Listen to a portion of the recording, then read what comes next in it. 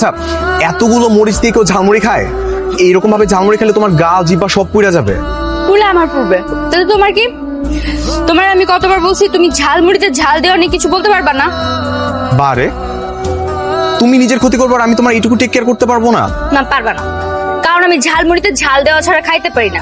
আর ঝালমুড়িতে যদি ঝালই না হয় সেই ঝালমুড়ি খেয়ে লাভ কি? না, কোনো লাভ নাই। তুমি ইচ্ছা মতো ঝাল দিয়া খাও, যখন পেটে অসুখ করবে তখন বুঝবা। আমি তো একাই ভালো ছিলাম, কেন যে খালি খালি প্রেমের সাগরে ডুব দিতে গেলাম। এখন এটা আমার না দেখলেও ভালো লাগে না, তার মধ্যে সারাদিন আমার সাথে রাগ করে থাকে। এদিকে তার এই অভিমান ভাঙাইতে ভাঙাইতে আমার জীবন শেষ। হ্যাঁ বৃষ্টি, এই তোমার সমস্যা কি? হ্যাঁ, তুমি জানো না আমি হসপিটালে আছি, ফোনের পরে ফোন দিয়ে যাচ্ছ, ফোনের পরে ফোন দিয়ে যাচ্ছ, মনে হচ্ছে কেউ মারা গেছে। তুমি শুধু আমাকে এটুকু বলো, তোমার আজকে ছুটির পর তুমি আমার সঙ্গে দেখা করবা? না, আমি পারবো না। আমি তোমার হসপিটালের সামনে দাঁড়ায় আছি। তো আমি কি করবো? আমি দেখা করতে পারবো না। আচ্ছা, তোমাকে কিছু করতে হবে না, যা করার আমি করতেছি। এটা তোমার লাস্ট ওয়ার্নিং, এরপর আর তুমি হসপিটাল আসবে না। আচ্ছা ঠিক আছে, যাও। আমি তোমার হসপিটালে আজকের পর আর যাচ্ছি না, কিন্তু তুমি আমাকে এটুকু বলো, তুমি আমার সাথে এরকম ভাবে রাগ করে থাকবা না, আর অন্তত একদিন পর পর আমার সাথে দেখা করবা। না, পারবো না, কারণ আমার এত সময় নেই। তোমার মতো আমি এত অকাজে সময় নষ্ট করি না। শোনো, এত অকাজে সময় নষ্ট না করে একটা চাকরি খোঁজার চেষ্টা করো, ঠিক আছে? তাহলে কাজে দিবে।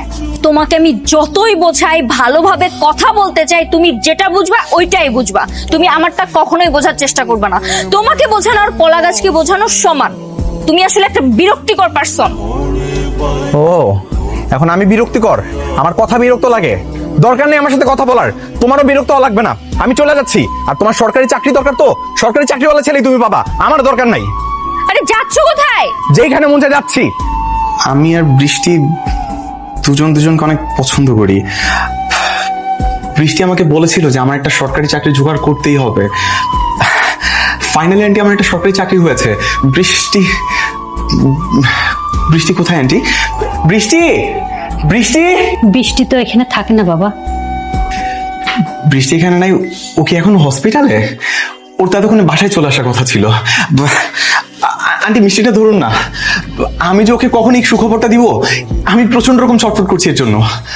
ও তো এখানে আসবে না বাবা। বাসায় আসবে না? তার মানে ওকে এখন হসপিটালেই থাকে? তাহলে তো ওর সাথে দেখা করার জন্য আমাকে ওখানেই যেতে হবে। ওর বিয়ে হয়ে গেছে। তুমি কিনা আমার রেখে আরেকজনের বিয়ে করে ফেলছো? কিভাবে পারলে তুমি এটা আমার সাথে করতে? আমার জীবনটা এরকম ভাবে নষ্ট করার কোনো রাইটস তোমার নাই। তুমি জানো আমি তোমার কতটা ভালোবাসি। তোমার জন্য আমি দিন রাত এক করে কত কিছু করলাম, চাকরির ব্যবস্থা করলাম, আর সেই তুমি কিনা আমার না জেনে বিয়ে করে ফেলছো।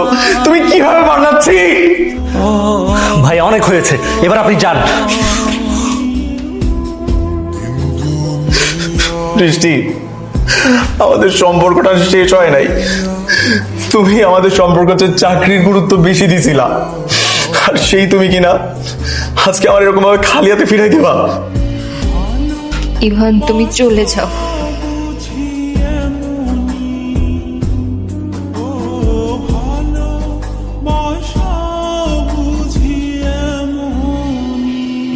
আমি চলে যাচ্ছি, আর আমি চলেও যাব, আর কোনোদিনও ফিরে আসবো না। কোনোদিনও তোমার ধারে কাছে তুমি আমার দেখবা না। কিন্তু বৃষ্টি, আমি তোমার কোনোদিনও ক্ষমা করবো না, কোনোদিনও না। হ্যালো, কেমন আছেন আপনি?